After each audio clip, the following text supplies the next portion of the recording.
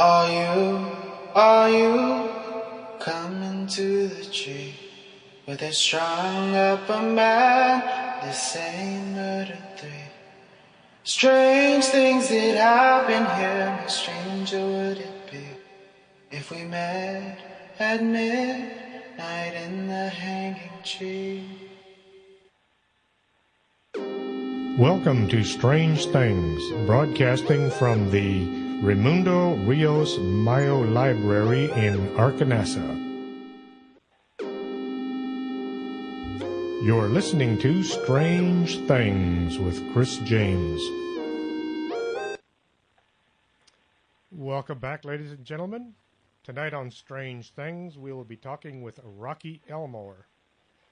June 18th, 2016. Season 1, Episode number 8. Tonight's guest, Rocky Elmore, is a retired senior Border Patrol agent. He was born in Oklahoma City in 1959. Graduated from Choctaw High School, I believe, 1977. His wife is from China. That must be an interesting story as to how they met. Before entering on duty, Rocky worked as a barber, where he learned a lot more about reading people's honesty level than anything the government ever taught him. He also taught martial arts during that time. As someone once said, everybody in the Border Patrol is a ninja. Welcome to the show. Did you ever dream you'd be such a celebrity when you wrote your book? No, I didn't. I thought the book had a lot of potential to get quite well known because of the stories and material in it. And so I'm quite pleased that it's turned out that way. It is a very good book. I was surprised. It's the book I wished I had written. Well, Thank you. Now that you're retired, do you find any time to relax? No, I don't. I have plenty of times it gets pretty boring, but I've got a young son, 2.5 years old, had right before I retired, so he keeps things hopping pretty well. I can imagine. How's the weather in Arizona? It's kind of hot here in Laredo. Yeah, it's a little hot here right now, too. I think it's about 103 currently, and they said this weekend will be 110 and 115. Good Lord. So, not looking forward to that. Was it much of an adjustment moving to California? It was, because I'd graduated from a fairly small town there in Oklahoma. I think 5,000 or 6,000 people when I graduated there. It was kind of a little country town. And when I went out to California, I moved to Santiago, and I think there's about 3 million people there. So it was just very, very crowded, very expensive, and it was quite a culture shock. But fortunately, my job in the Border Patrol, I was at a station that worked the mountains out southeast of California. It's a very remote area. So that was kind of my getaway. I went to work to get away from the city and got to hang around and hike around on the mountain all day or all night, whatever the shift was. That kind of kept me balanced and kept me out there, honestly. You were working the Otay Mesa, that area? Yes, the port of entry for our station's area was Otay Mesa Port of Entry, named after the mountains that sit just on the east side of it, which was the Otay mountain range. In the book, now, that's where we worked. We didn't work at the port of entry. We worked up in the mountains and over in the Morone Valley and then over to the next mountain range, which was actually a sister mountain to Otay, and it was the Tecate Mountains. And they looked pretty much alike, but they were real remote areas. Nobody lived up there. I believe it was Bureau of Land Management controlled both ranges. In your book, you're telling about how you'd caught a large group, and after taking custody of them, a second group came along. How did you handle that encounter? Well, that was kind of, one of the more fun aspects of the job was that you just did crazy things to try to get your apprehensions and get your job done. And I had caught this group of people, and we were out on the mesa where it was very flat, and there wasn't anywhere to hide except the grass. So I had been laying down in the grass, waited for this group to come up, and I jumped up, and I snagged them all, and they all went back down, and I was calling for transport to come pick them up, and another group came up before transport could get there, And I thought, well, how am I going to get these guys? Because I'm already got this first group. So I just asked them, I said, hey, you guys want to help me catch this group coming up? And they said, sure, we got caught, so they may as well get caught too. So I told one of them, I said, that group actually was walking off to the side of me a little bit, and they were going to pass me by, and I wasn't really going to get much of a chance at them. So I asked one of the guys in the group, I said, hey, just yell out to them in Spanish and call them over. And that's what he did. He said, compas, venga para acá. And that group stopped and looked over, and the guy called out to them again, and the whole group walked over, and then I got up and sacked them up too. It's amazing how different groups of people will behave like that. Unfortunately, you never know which kind of people you're dealing with until you've actually started the process. Right, and you could have a mixture. You could have, you could get 30 people, and 25 of those people might be real compliant and no threat whatsoever. And then mixed in among those 30 people are 4 or 5 people that's just looking for the opportunity to either escape or jump you or, do something or turn the whole group against you if they can. So, yeah, it's a crapshoot with everyone that comes up. You never know what to expect or what's going to happen. Sometimes, like this group did, they'll actually help you out, help you catch somebody else. And other times they'll sound the alarm and cause all kind of trouble. And processing. Once you catch them, you got to clean them. But I understand y'all had a processing center where all the paperwork is done? We did. We were catching more people than what we could handle at our station. So the sector over at the Chula Vista station had several different very large holding pens, or holding areas, not pens, but processing areas. And each one of these areas could handle about 400 or 500 prisoners. So we took all of our prisoners over to sector headquarters and processed them over there for the most part, because it was not uncommon to have 400 people scattered out through the cells, and you're processing them with only about 4 or 5 guys, and they're unarmed. Of course, the compound is pretty secure. So, again, sometimes we would get the prisoners to help us out. Find a couple of big guys there and say, hey, you want to help us out a little bit? And you'd pretend to deputize this guy, and boy, he would take it all serious. And then he would go out there and start telling those people to sit down and pick up their trash and not cause any trouble. And it was really quite funny to watch. And but sometimes these aliens would take that quite serious when we'd ask them to help out. So, everything's not real serious all the time like people think. There's lots of times there where you weave a lot of comedy into the job. Oh, yes. I had some of the funnest times actually dealing with the aliens. It was, you met people that every one of them had a story, and every story was different. Now, who was the agent Jay Coker, who was having a Coker moment? Yeah, he's a legendary character. He was only in a couple of years, but he left an impression.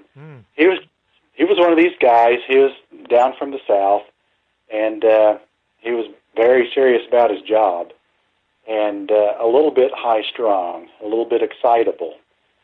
And if he was involved, it was going to be, I don't know how to describe it exactly, but it was going to be a memorable moment.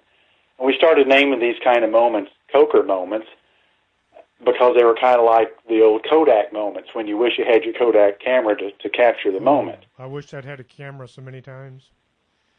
Me too. I've got quite a few pictures, but, you always miss the best pictures, because when the things you really want to capture happen, well, you're busy. You're way too busy to take a picture, so you miss those moments, and it's kind of a shame.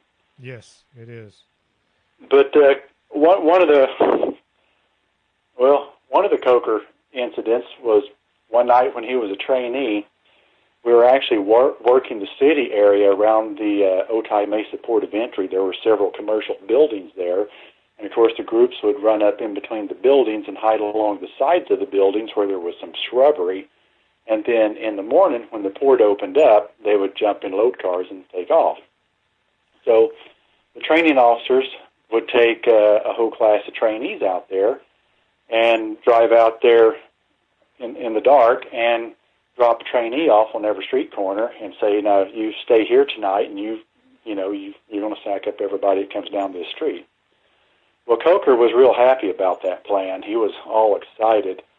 And he had found one of these old, I guess it's a telephone box that said about 4 foot tall, 4.5 foot tall maybe, and they're another 4 or 5 foot square. And they're real handy for just ducking down behind and watching the street, and then you could come out and grab your traffic. Well, this box was right next to one of the buildings that had the outside of the building was lined with shrubbery, and they dropped them off on a midnight shift out there. So Coker found this box, and he was ducked down behind it and had the building to his back. And he was all charged up, waiting for a group to come down. He waited all night long, and no groups ever came down, so he was pretty disappointed. Well, about the time the sun came up, he'd given up and, resigned to the fact that he wasn't going to catch anybody. So he started stretching out, turned around behind him, looking around, and he seen about 20 people leaned up against the side of the wall in the bushes. They had been right behind him all night long. And he let out a scream, and, of course, everyone come running over to find out what was going on. And Coker was running around out in the middle of the street screaming, "Oh, they could have killed me, they could have killed me." He had stayed there all night long and with that group behind him, and he had no clue of it. And the group stayed quiet because they thought he knew they were there, and they just assumed that they had been caught. So they just sat there and sat quietly all night. I think I might have worked with his brother, because we had somebody very much like that at our station. Well, those guys sure make it interesting. They sure make a shift go by quick. Oh, yes. We're going to take a very brief pause here to allow some commercials to run, and we will be right back with Rocky Elmore on Strange Things. You're listening to Arkanasa Radio.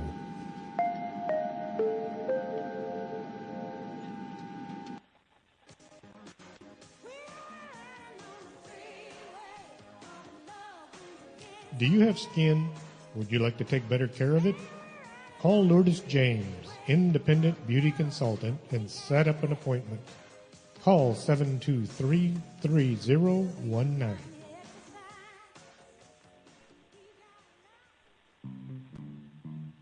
If your vision isn't what it used to be, and you're not sure you're seeing Bigfoot or just your neighbor mowing his lawn, stop on by Del Norte Optical, 107 Calle del Norte, just across the street from the Embassy Suites. You should be able to see what you're looking at. Looking for a great cup of coffee? Stop on by the Organic Man Coffee Shop, 1002 Iturbide, Suite number 7. Life is too short to drink bad coffee, so swig on by the Organic Man Coffee Shop for the best coffee on the planet. We gotta say goodbye. No, don't say goodbye. Stay with us. This is Arkanasa Radio. Quédate con nosotros. Estás escuchando Arkanasa Radio.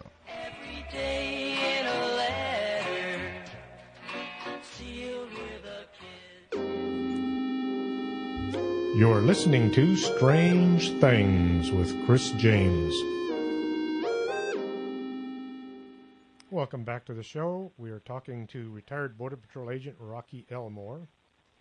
In your book, you mentioned something called Windmill Canyon. What happened there that caused it to be an entry in your book? Well, Windmill Canyon was the way the mountain was lined out. The mountain range ran east and west, and most of the draws that went up to the top of the mountain ran north and south. The Windmill Canyon was once they crested over the mountain, was a deep canyon that actually ran east and west, parallel with the range. So pretty much anywhere they crossed on the mountain, within reason, they're at some point going to wind up in Windmill Canyon. So that was a place where lots and lots of things happened because it had a lot of traffic. There was one incident where a and we had a ridge line that kind of popped up in the middle of Windmill Canyon, and they had found a couple of murder victims up there, and the woman was beheaded. Now, the patrol turned it over to the sheriff's department, and they never actually came out and said that these were murder victims, which they often do. You know, they try to downplay some of the violence along the border. Oh, yes. And they were trying to say that, well, maybe this woman somehow died of natural causes up there, and coyotes, you know, chewed her head off and carried it off. Yeah, that's the easiest part to eat. Yeah. The agents that had been up to the scene told me, said it looked like a machete cut to them. It didn't look like she had died of natural causes and animals had not chewed her head off and carried it off. It had been cut off with a machete, they thought. So, and that was the kind of things that happened up on that mountain on a pretty regular basis, not so much beheadings, but there were quite a few murders. And then there was another incident shortly after I got off the training unit. One of my training officers, former training officers, was telling me when he had worked a group there one night, they were tracking out a group, and the group had come up one of the draws and crossed over the peak and dropped down into Windmill Canyon. And they were going down after them, and then they heard them all screaming and hollering down there. So they turned on their flashlights and got down there as quick as they could, and they found the entire group huddled up underneath the bushes, and they were just terrified. And they asked them what had happened. They said that some very large beast had chased them over the peak and down into Windmill Canyon, and one of them was screaming that he could feel the beast's hot breath breathing down onto the back of his neck. You know, they were talking about some kind of bipedal beast, you know, very, very large. Something we'd describe as a Bigfoot. That sounds very much like what happened northeast of here in town. Any more incidents like that in that area? There were. Matter of fact, since I've written the book, several agents have contacted me that, now these agents came in several years after I did, so they were unaware of most of these stories. And they contacted me and, hey, did you ever hear about the Windmill Monster? And so, you know, this is something that even though it's almost never talked about between agents and never in a public type setting really, that is making its way through the grapevine, because I have found there are a lot of Bigfoot stories out there concerning Border Patrol agents.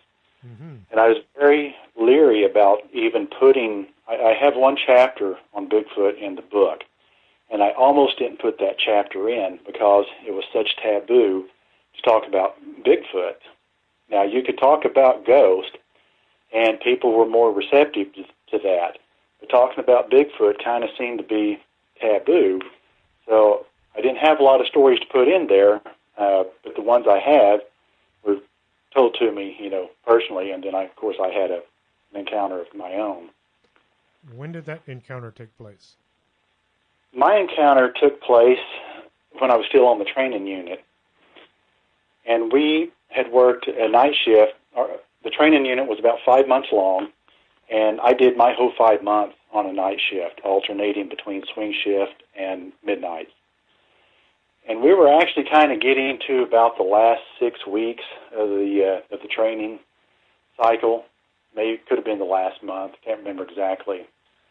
But we were usually going out in groups of 3 to 4 trainees and a training officer.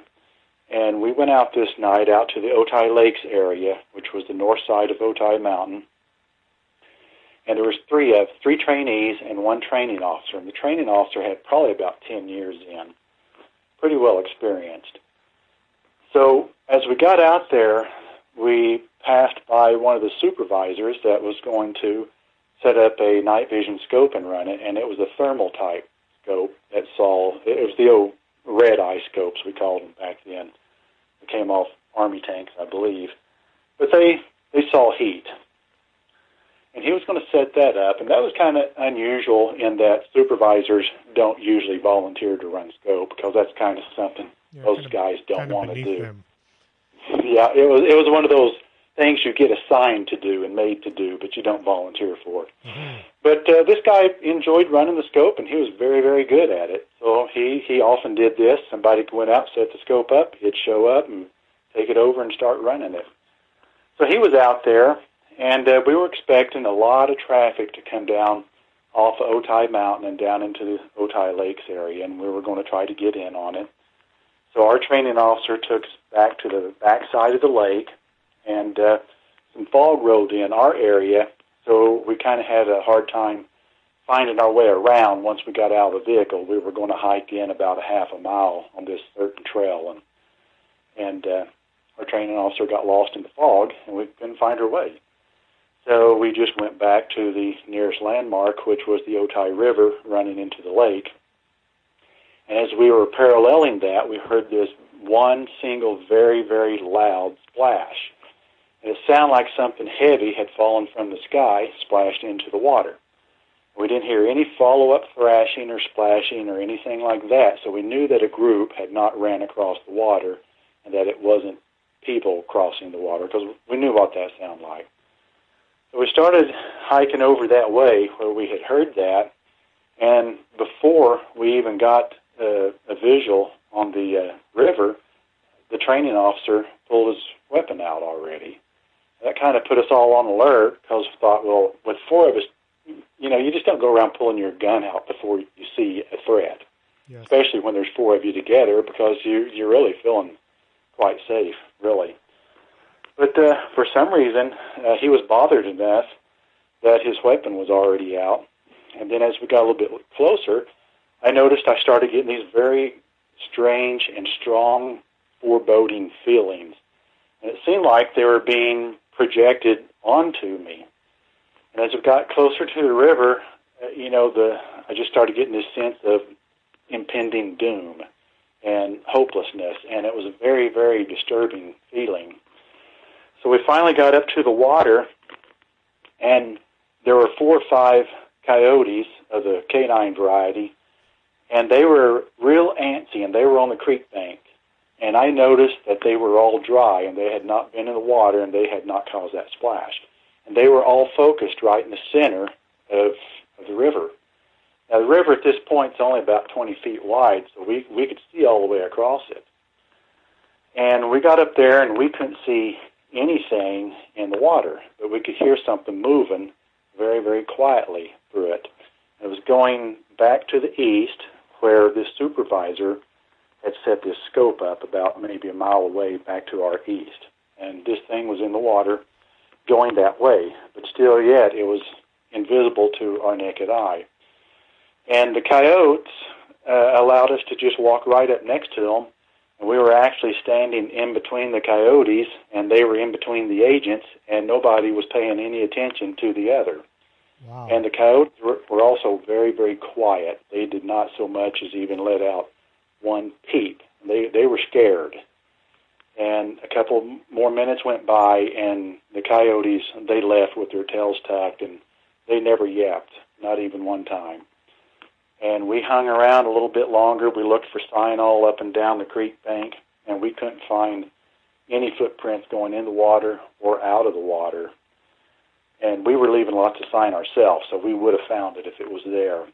And, after a while, with not seeing anything and just having these extremely creepy feelings, we just chalked it up to some weird anomaly and decided to continue on with our patrol heading westbound, and that's what we did.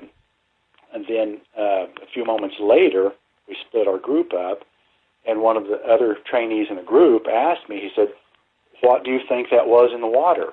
I said, "I don't know, but I had really bad vibrations off of it back there." And he said, "Yeah, me too. All the hair on the back of my neck was standing straight up." So I know that of the 4 of us there, 3 of us knew something was up with this situation, and it was very much out of the normal. So maybe about 20, 30 minutes after we departed that scene, we heard the supervisor back to our east calling 2 other agents in to work a large group coming down off the mountain, as expected. Now, they did not know about our situation because we hadn't put it out on the air because we didn't actually see anything. So these two agents come in to work this large group, and they got out on foot, and they're hiking into an area where they thought they had a good chance of intercepting the group.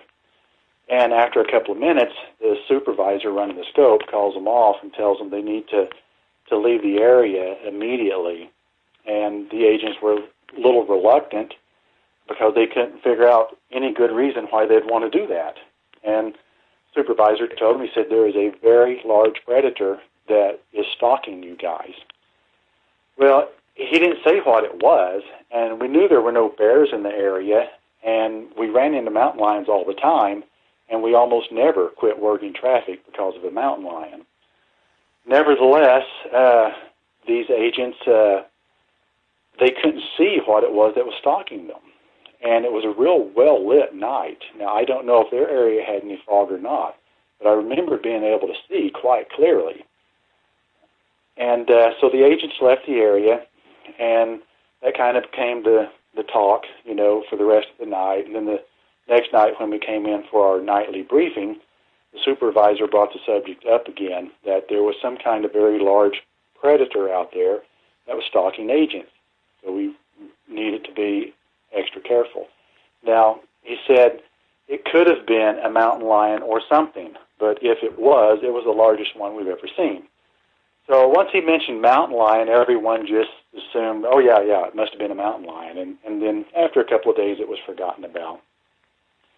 So a few months went by, and the supervisor got a job back east somewhere else. So before he left, he told several people. Now, he did not tell me this personally. I was a trainee, so I wasn't, I wasn't going to go up and start talking to supervisors at that point. You don't tell trainees anything they don't need to know. Yeah, right. You know how that is. You don't talk to supervisors unless they come up and call you in. Yes. But nonetheless, he had told several of his friends, and I heard this story later, a few months later, that what he had actually seen that night on the scope was that some kind of bipedal creature had walked up out of the Otay River, and walked up, and it was stalking these two agents and following them around. And he said the heat signature on it was absolutely massive. He said this thing was larger than any bear could have been, which we didn't have bear anyway in that area.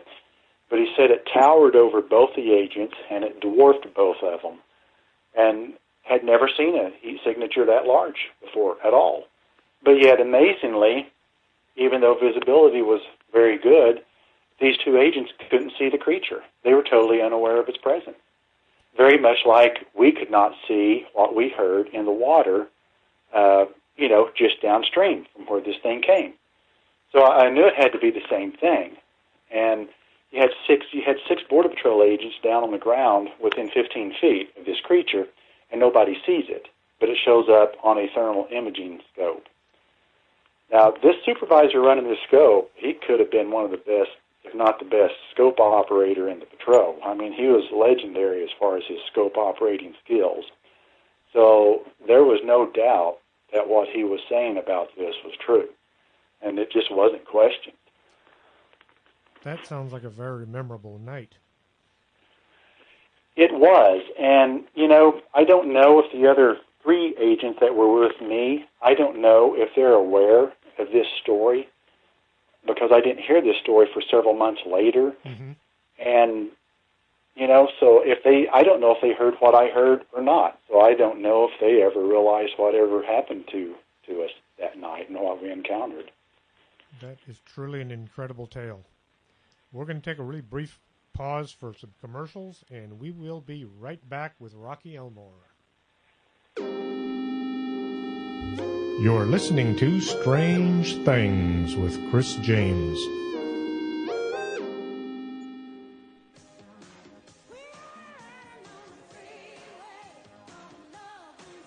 Do you have skin? Would you like to take better care of it? Call Lourdes James, independent beauty consultant, and set up an appointment. Call 723-3019.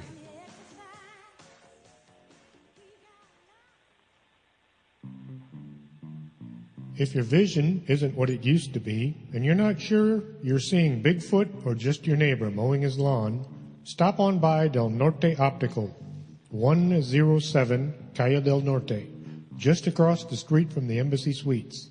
You should be able to see what you're looking at. In the mood for a great cup of coffee? Swing on by the Organic Man Coffee Shop, 1002 Iturbide, Suite number 7. They make the best coffee on the planet, so stop on by and indulge yourself with some great coffee.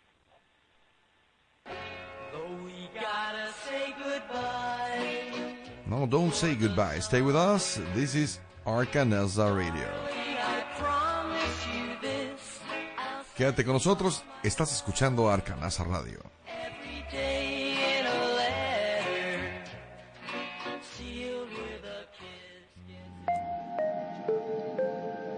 kiss. You're listening to Arcanasa Radio.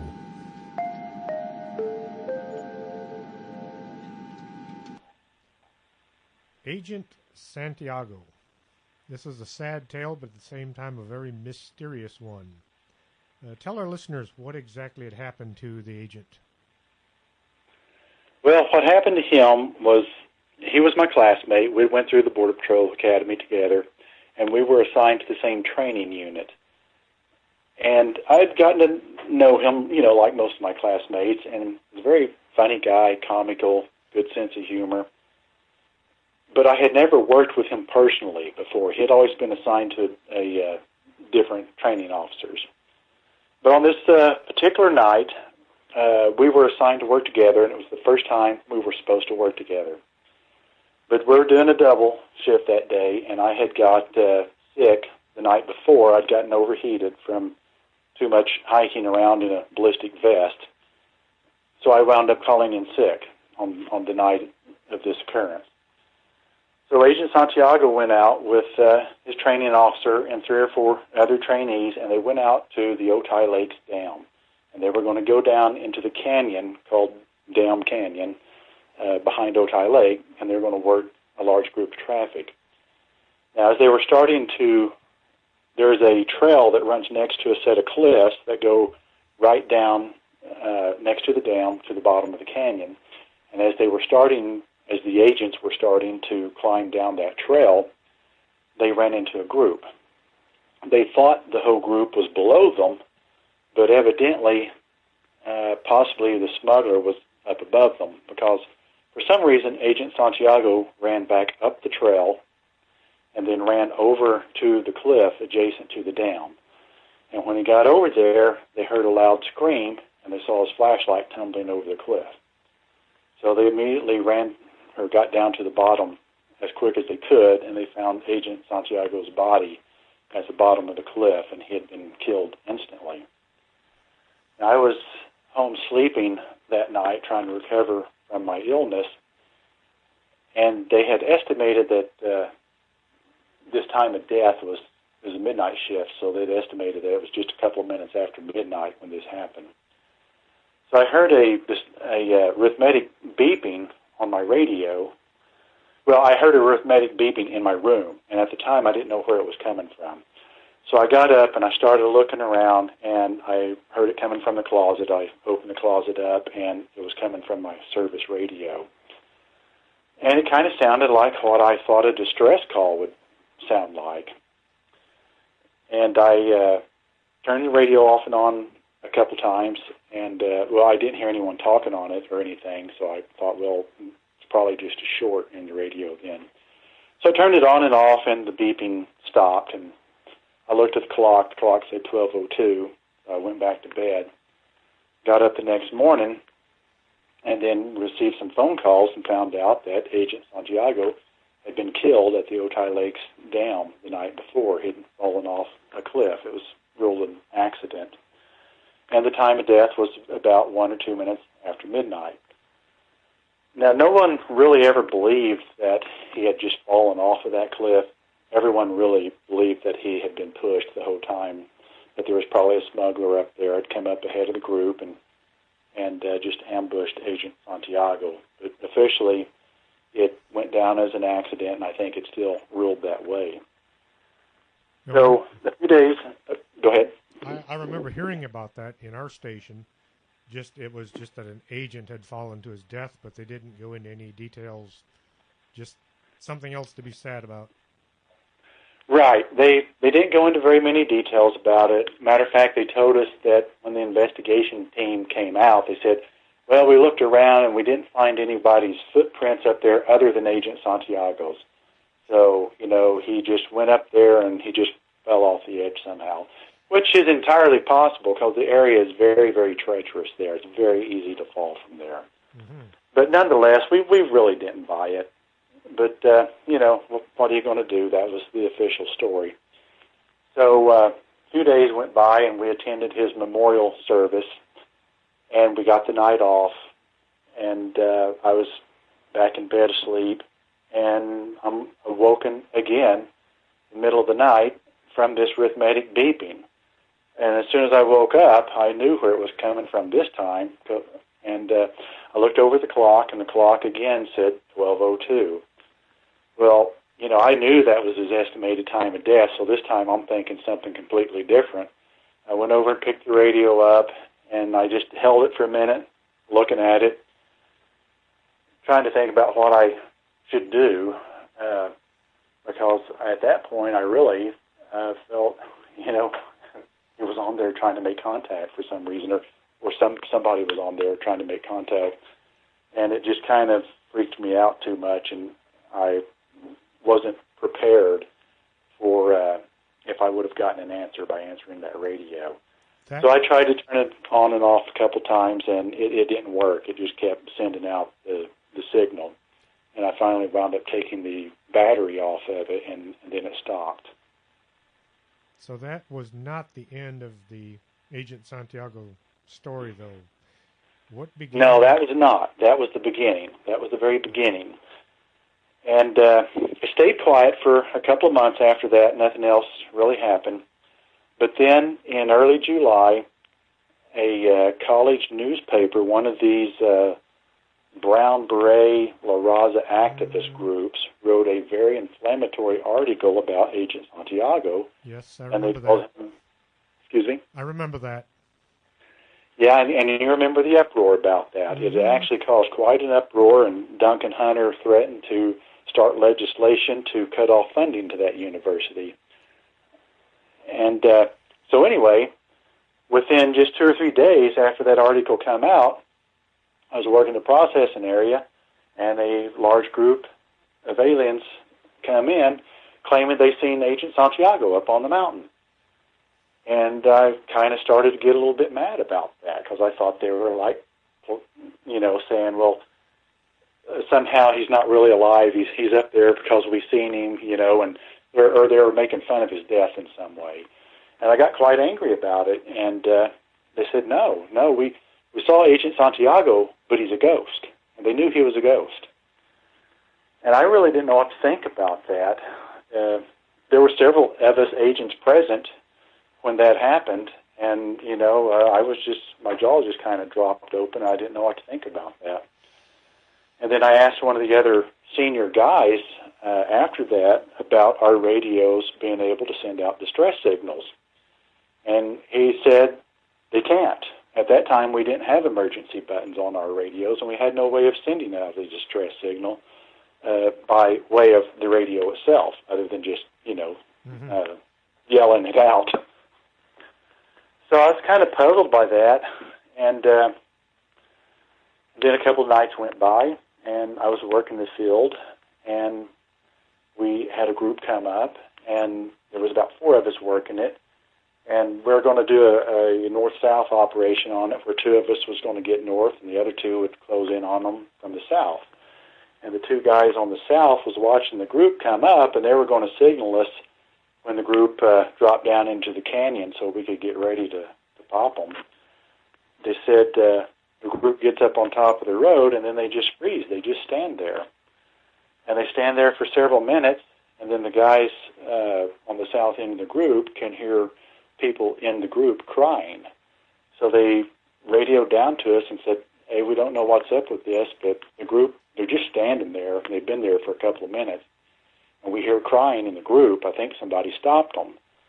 So we're going to go over there and check it out. Why don't you guys head back up the trail in case, it turns out to be bandit activity or something. So we got back up there, and we found the whole group just standing there crying. Nobody tried to run off. And I asked one of the agents that had gotten there first what was up, and he said, I'll tell you in a minute after they leave. So we got them all sacked up and sent them back to the station, and he started saying that Agent Santiago had approached the guide and stopped them. And they knew he was a ghost because he told them about his death, how sad he was about it, how there was something left unfinished, and he couldn't move on. And, at that point we're thinking that, that had to be some sick Border Patrol agent just pulling a joke. But there were no other agents up there to do that. It was just the four of us. So it was, and then this just started to happen night after night. Well, at that point I started actually documenting and writing down dates and times, places, and what was going on, I thought, I don't know why I started documenting it. I wasn't intending to write a book way back then. It was 20 years ago. But for some reason, I just started writing these things down and documenting it. And it continued on. There were many times where this would happen every night, and then it started happening to the other patrol groups. And then it got to where it was just very common knowledge within the station and accepted, even within management, that there was an apparition out there claiming to be Agent Santiago, and he was taking groups down. And every time he'd stop a group, live agents would show up within a minute or two and find the group there and take them into custody. It was really quite bizarre. How many times do you suppose this apparition was seen by different people? I think I wrote down about probably a total of 10 to 12 times, but I know that it happened quite a bit more than that. I just wrote down the ones that were told to me personally, mostly by guys from my patrol group. There's a couple there from other patrol groups, but they were, like I said, people I knew personally. So how many times it happened total, I really couldn't say at all. I have no idea how many times it happened. But I know it happened at least 10 to 12 times. Then finally something happened that caused the ghost agent to retire? He did, and this, it just got stranger and stranger. The sightings actually started up on the mountain about 15 miles away from where he had been killed at. The Otay Lakes Dam was about 15 miles away from the first sighting that I knew of over on Otay Mountain. And as time went by, the sightings actually moved in a linear fashion down the trail leading to the Otay Lakes Dam, very much like a group would go. And that just made it even crazier. So about the last month of the sightings, they were restricted just to the Otay Lakes Dam and the cliffs next to the dam itself. And they were starting to report, we're hearing reports that Agent Santiago was confronting groups as they would come up on the cliffs. And one of the last reports I heard was two guys had walked up, they had climbed up the cliffs, and when they got to the top of the cliff, they were confronted with a blood-soaked Border Patrol agent, soaked in blood. And he told them that there were two other agents just to his west waiting for them, and that they were to go over there and turn themselves in at this certain tree he was pointing to about 100 yards away. And they did exactly that. They walked right over to that tree he was pointing to and found the agents there and just told the agents, we're here to give up because the agent on top of the cliff, dripping in blood, told us to come over here and give up to you guys. And that was really when this story happened, it happened to one of the most respected agents at that station. As a female agent, she went on to have her own station later, to be in charge of the Jacksonville, Florida station. Now, this woman was no nonsense. So if she was telling a story like this, everyone took it as gospel. This was not just some story. This was as good as fact. Now, that was the last documented sighting of him. Now, I was working that day. I was working day shift that day, and she was working mid. So I got the story passed on from them when I showed up for work out there. I was assigned to Otay Lakes Dam that day. And I sat on that cliff most of the day just thinking about what had been going on and trying to figure out what all this craziness meant. And, finally I just kind of got feeling too melancholy about it because Santiago had been a friend of mine, and I just left the area. So come along the next shift, come out to replace me, swing shift came out, and they detected some illegals coming up the cliff, and an agent went out there to work it. Another classmate of mine who also knew Agent Santiago. Well, when this other agent got out there to work this, it was probably about, according to the paper, it was somewhere between 11 o'clock and 12 o'clock at night. He reported out there alone. He got out there. He said there was 9 people screaming frantically on top of the cliff, and that there had been several people went over the edge. And that was what he said. Well, the first person that went over was most definitely the smuggler, because he was the first one to take off running, and everyone else followed him. Well, he was killed. The smuggler of the group was killed. I heard later a second guy was killed, but I'm not sure about that. But total, 6 people went off that cliff, and 9 managed to stay up top. And their story was that a Border Patrol agent had chased them over that cliff, shooting at them. Now, my friend was the only one that was there, and he said this had already happened when he got there, and nobody else was in the area at all. So that kicked off an investigation involving the FBI, and they took his gun and they paraffin tested it. His gun had not been fired. They tested his hand, and he had not fired a gun. So then they done a lineup, and none of these surviving aliens could point him out as the one who chased him off the cliff. They were actually all quite adamant that he was not the one that chased him off the cliff. So then they lined up all the agents, and they still couldn't come up with a suspect. Now, this is all reported in the paper, and this is all factual. Now, the next part I'm going to say is something that was told to me by a very senior agent who was there that night. And this is, whether this is factual, I don't know. This guy has not given me bad information in the past, and it makes a lot of sense what he had to say. So the FBI's investigation was at a dead end, and they couldn't come up with any suspects. But the aliens insisted they could pick them out if they could see them. So at that point, a Border Patrol agent went out into the hallway, Memorial Hallway. They took down Agent Santiago's picture. They came back in the room. They presented it to the FBI. They didn't tell them anything about Agent Santiago. And the FBI presented the picture to the surviving aliens, and supposedly, the story goes, all of them identified him as the one who chased them off the cliff, shooting at them.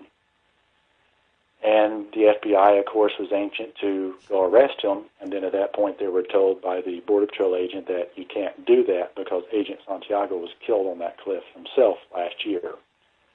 And whether that is the truth, I believe it is, because I know that the FBI investigation was over at that point. They never made any arrests. They never got anywhere with the investigation. It was just over at that point. And as far as I know, it's never been looked into again because they just couldn't get anywhere with it. So I believe that that is probably quite true as to what happened. Now, that also was the very last time I ever heard of Agent Santiago's ghost ever being seen again.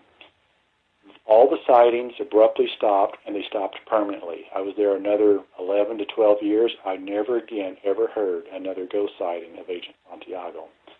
That has got to be, in my opinion, the best story in the book.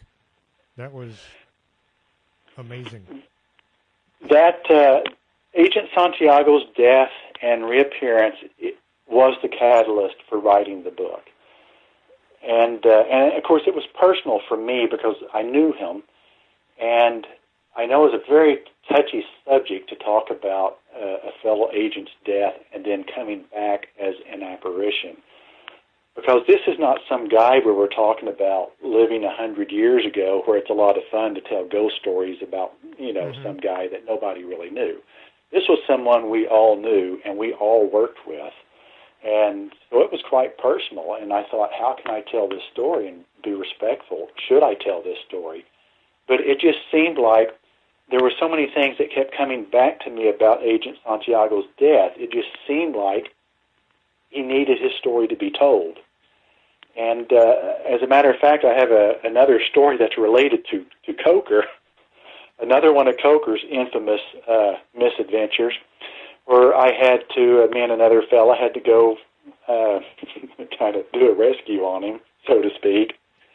And it led to a great big, huge melee down into this place called the Well Draw, where there was 5 of us agents down there and probably 150 aliens, and we wound up getting about 80 of them or so. And in the process, I had one of those big, long 4-cell mag lights, and it got destroyed during that. So I needed a new light. So I went into the supply the next day to get a new light, and they had no lights left except for one used one, and the guy handed it to me, and I took it, and I immediately seen Agent Santiago's star number engraved on the side of the light, and gave it back to him and said, I'm not comfortable with this light. And he said, you've got to take it because that's all we got. Well, I had to have a light, so I had to take it. Over time, I grew sentimental with that light, and I still have it. They allowed me to keep it. Once I retired, I was allowed to keep that light, and I still have it. So things kept coming back, and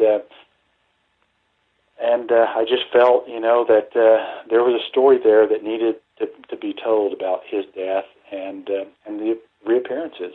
I know it's kind of a touchy subject. Oh, yes. But I did talk to my classmates quite a bit about it, and they were okay with it. I let them see what I had written about the subject before I published it, and they thought it was honoring to him, and I hope that's the way people take it.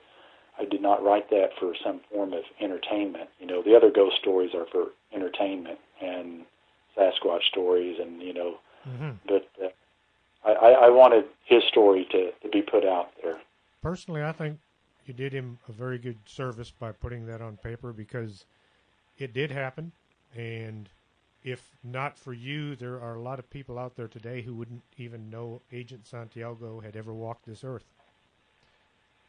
Yeah, and that was the other thing, and it's not just his story, but I didn't want these stories to just die and go away, because as the agents serve their time and retire and pass away, those stories die with them.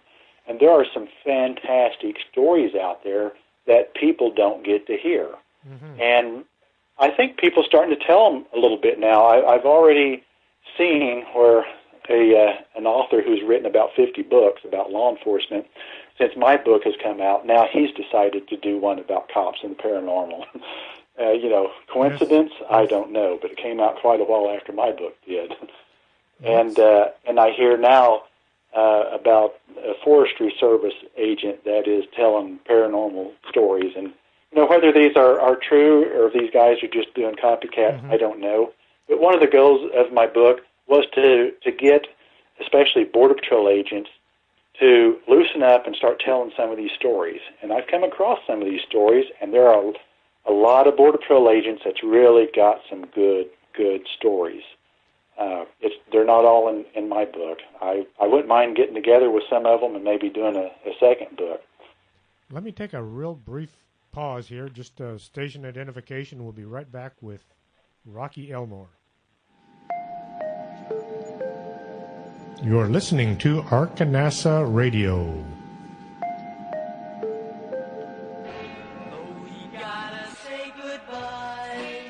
No, don't say goodbye. Stay with us. This is Arkanasa Radio. Quédate con nosotros. Estás escuchando Arkanasa Radio. Yeah, we're just going to skip the commercials this time. You're too interesting to interrupt any more than I have to. Okay. The Little Girl in White. That is another part of your book that was just, I couldn't put it down while I was in that park. Tell the audience about that. The Little Girl in White is as good and bizarre as the whole events with Agent Santiago was. I believe the best ghost story I ever heard was one of them about the Little Girl in White. Now, lots of guys through the years, including myself, saw a ghost on occasion, and most of the time it was just chalked up as a very interesting experience and maybe even kind of funny. Mine was kind of funny, I thought. And but now, when agents saw this Little Girl in White, there wasn't anything funny about it. And they didn't chalk it up as something interesting. It was something that was quite disturbing to them. Now, there's probably five, 6 different stories about this little girl. And they're given to me over a fairly long period of time by agents who worked different shifts, and some were agents who retired before other agents got there. So I know they didn't all get in and make this stuff up about this little girl. I just heard 2 more stories about her after I wrote the book. So this is, again, this is considered to be very, very reliable stories on this little girl. So when do you think was possibly the first sighting of her then? I'm not sure about the first sighting, but one of the first ones I remember hearing about was an old-time agent, retired several years ahead of me, and I'd kind of gained his trust over a period of time. He was very outspoken, did not care what anybody thought about it. He said what he thought and what he believed, and if you didn't like it, he didn't care. Those guys, those are the guys who make the Border Patrol. I think we both became that towards the end of our careers. Yeah. So, anyway, we were working together one day, and he told me about his experience with that little girl. He had taken a young trainee out with him, one midnight shift, and they were down near Morone Valley, and they were parked at this intersection. When I say an intersection, we're kind of talking about fire breaks, because you're in a very remote area where there is no traffic, there are no civilians, nobody lives there. So you're talking about a couple of dirt roads. It's more like a fire break crossing. But at this intersection of a place called Chicken Ranch Road, there was a very large tree that sat right on the corner of these 3 roads that met in a triangular fashion.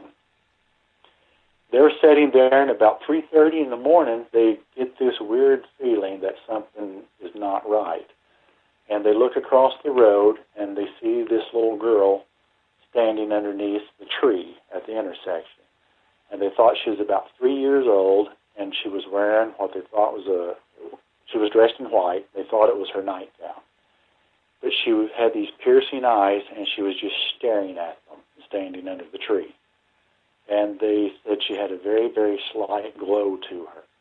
And they had no idea, what to do. They were just kind of frozen there for a second, looking at the girl, and she was staring at them. They knew right off the bat it wasn't an actual child, and then she just faded away. And then a short time later, I was up on the mountain myself on a midnight shift, and I was working with another young agent. We had ridden separately, but a sensor had went off, and we were going to work it. And he said, I was out here last month, and this same sensor went off, and I didn't have any help. A guy was coming to help me, but it was going to take him like 15 minutes to get here, so I went ahead and started up this ridgeline by myself, the same one we were fixing to go up. He said, I seen this little girl walking down it, and she was coming toward me. He said, at first I thought it was some guy just wearing a white T-shirt, but as I started watching and she got closer, I realized this was a little girl walking up here by herself on this ridgeline. So he got quite concerned for her, and he ran over there toward her, and as he approached her, she just vanished right before he got there. And he was saying how much it had bothered him and how distraught he was over it. He said, it made me wanted to cry because she looked like she was only, 2 or 3 years old. She was barely more than a baby, and to know that she was up here by herself, and it was an apparition. It was just more than he could handle emotionally. And he was quite disturbed over that. And then a short, I don't know how long it was after that. These things happened quite a few years ago, but short time after that, I was monitoring some radio traffic in Roan Valley. Some trainees were working down there, and the FOS had sent me out there to monitor these trainees in case they got in trouble. He said, now sit about a mile north of them. Don't let them know you're even there, and don't help them work the traffic. Don't get involved unless it's some kind of an emergency. So they did have a training officer with them. So I sat there all night monitoring their traffic on the radio, and come about 5:30 in the morning, shortly before it got light, these two trainees were saying, they put out a radio call to their officer, saying, we hear this woman screaming down here that she can't find her child. That looks like she's about 100 yards away. We can barely see her, and we want to go check it out. And their training officer told them, said, go ahead and go down there and see what's up with her and see what's up with the missing kid. So a few moments went by, don't hear anything, and then one of the trainees comes back on the radio and says, okay, we're almost up to her. And then his next transmission, it sounded like he had his thumb left on the talk button on his radio, and he didn't really mean to say this, but when he seen this woman, he clenched up, and this broadcast went out. He yelled, she doesn't have a face. And then it went silent. And then the training officer called him and said, is everything okay down there? And he said, yeah, I think so. So I believe that was also, now that woman was one of 3 faceless ghost apparitions that had been seen multiple times wandering up and down Roan Valley. I've heard of male apparitions without a face, this female looking for her lost child without a face, and then I've heard of the child herself being seen without a face. Now, I don't know how much later this next story happened, but it was also at very near the very same gate on Roan Valley that these trainees were working. A scope operator had been sent down on a midnight shift to set the scope up and help some agents work some traffic that was going on down there. When he got to this Roan Valley gate, which most agents with time in knew were supposed to be haunted, but the newer agents didn't know, and we didn't really tell them particularly. We let them find it out for themselves. Yeah, just some things you don't tell the trainees. Yeah, you just don't go around, saying, oh, that place is haunted, that place is haunted. You just keep it to yourself for the most part. But anyway, the scope operator, he didn't have too much time in, because usually when you get assigned to work scope, it's because you're low man on the totem pole because nobody else wants to do it. So he was sent down there, and he was walking up to the first gate to unlock it, and before he got to the gate, he encountered this little girl. The same little girl in white, 3 years old, but this time she did not have a face. There was just a black mask where her face should have been, and she was coming toward the agent. And he tried to backpedal away, and she kept coming, and he was scared out of his wits. Ran back to the truck as fast as he could, and while he was trying to leave the area, he wrecked the scope truck. He went back to the station, and then 3 days later, he resigned. He just gave up the spot in the Border Patrol. And I heard that was the reason why. He just did not want to risk seeing that little girl again. Now, everyone told me that this little girl did scare them and bother them, but obviously, this is a very rare exception that someone would just give up their job over seeing a ghost. But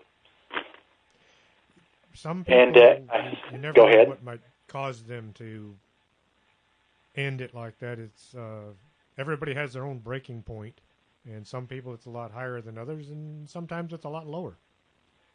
Yeah, because honestly, just walking around out there at night was enough to send most of the guys packing anyway. There were lots of people that just could not get used to that. Now, those of us who did get used to it, we got to actually thinking it was quite fun. You know, you start to become the boogeyman you once feared. Yes. And I do have one more about the little girl in white, and I think for me this is the best one. Go for it. Well, this happened. This was probably one of the last stories I heard about, and this was shortly before I left Brownfield that this occurred. I had been assigned Maroon Valley, and I was working a day shift. It was kind of a late day shift. It ended about 6 o'clock in the evening, and that was just shortly before dark. So I had been signed down there with one other agent, and we had ridden separately. And Sal was the other agent's name. And come around shortly before dark, we started heading back to the station, and he took off maybe 5 to 10 minutes ahead of me, driving north on Maroon Valley Road. Now, Maroon Valley Road separated the Otay Mountain Range from the Tecate Mountain Range. Now, the station next to the Brownfield station was the El Cajon station, and El Cajon covered the Tecate Mountain Range, and we worked Otay Mountain Range. But we shared that road because it gave us both access to our areas. So I started leaving, and I seen this agent coming south on Maroon Valley Road, and I seen him turn off the road and head over toward Tecate. So I figured it was the El Cajon agent going to his assignment. I waved at him, but we didn't talk. I continued on up the road, and when I got to the gates, I seen my partner sitting on the side of the road. He had his window down, and I could tell he wanted to talk, which I thought was kind of strange because we've been down in the valley all day long hiking around and talking, you know, what do we have left to talk about? So anyway, I pulled over, and he asked me, he said, "You seen that El Cajon agent going south, right?" I said, "Yeah." I said, "I didn't talk to him, but I waved at him." He said, so Sal told me, he said, "When I got up to the gate, he was still sitting here, and he was really shook up." He said he'd gotten out to open the gate, and there was this little creek that ran by one of the gates. And he said the agent told him, said, "I looked over in the creek, and there was this little girl floating face down in the water. She looked like she was 2 or 3 years old. She was dressed in white. I ran back to the truck, and I was leaned halfway in the truck and halfway out. I was going to call for more help. I looked back over to the creek again at that little girl, and she was gone. And then I looked down next to my leg, and she was standing next to my leg and staring me right in the eyes." And he just froze. And after a few seconds, the little girl went away. But he didn't get over it for quite some time. I'm surprised the El Cajon agent didn't quit, too. Well, you know what? That might have been enough to make me quit. Had that happened to me, I don't know. I probably would have just packed it in for the day at least. I would have turned right around, went back to the station probably. Well, we've run a little bit over the hour. Hope you don't mind staying on just a couple more minutes. Sure. You spent some time in Kingsville Station in Texas? Yes, I did 4 years there. Was that a heck of an adjustment once you get out of the mountains? That was a really, really difficult adjustment. You just have some people that's cut out for checkpoint, and then you have some people that's cut out for brush work and mountains and things like that. And we had little bitty checkpoints there in California, but it was very, very small. Mm-hmm. And we would kind of work that to get a break from working the mountain all the time. And it was kind of fun to talk to people as they come through. You got to know all the locals and things like that. So I thought, well, checkpoint maybe won't be too bad. So I put in for the Kingsville station because I thought it might be kind of a nice place to live for a while. And so I got there, and that checkpoint was just massive, and that's mainly what they did. Just checkpoint and processing and more processing and more checkpoint and more processing. And I found out like the very first day, I thought, man, I made a big mistake. So anyway, after about 4 years, I decided to come back out to Arizona and finish my career out here. So what does the future look like for you? You think you'll write a second book? I don't know. Books are a lot of work, and they take quite a while to write. I don't know if I'd be able to do one in the same format because I've actually used up pretty much most of the paranormal stories that I had firsthand knowledge of. And, of course, I mixed this book with regular Border Patrol activities. Now, I've still got plenty of regular Border Patrol stories that are pretty good, I could tell, but I'm kind of out of paranormal activity, and I would have to rely on other people's experiences, which I'm quite open to. The only thing is I just can't verify them, and I can't vouch for them like I do my own activities. Having moved away from your station, on your off time, you seldom will run into other agents. Yeah, and I'm getting some stories. I'm getting a few stories in, and I'm hearing of some stories out there that are really good, that would really be good for another book. But I just haven't put it together yet, so I'm not sure about that. Well, if you do decide to write another book, let us know. We'll have you back on the show. Or if you come up with any more bizarre stories you'd like to put out there. After all, this is Strange Things. We did run over just a little bit, 12 minutes over, but you're a fascinating individual to listen to. I just didn't have the heart to stop. Well, thanks. I appreciate it. Well, we're going to end the show now. Thank you for listening to Strange Things. Tonight we were talking to Rocky Elmore, retired senior agent from California, now living in Arizona. Next week we will be back with more Strange Things, so be sure and tune in and listen up. Are you coming to the tree where they strung up a man, they say murder 3? Strange things that happen here, how stranger would it be if we met at midnight in the hanging tree?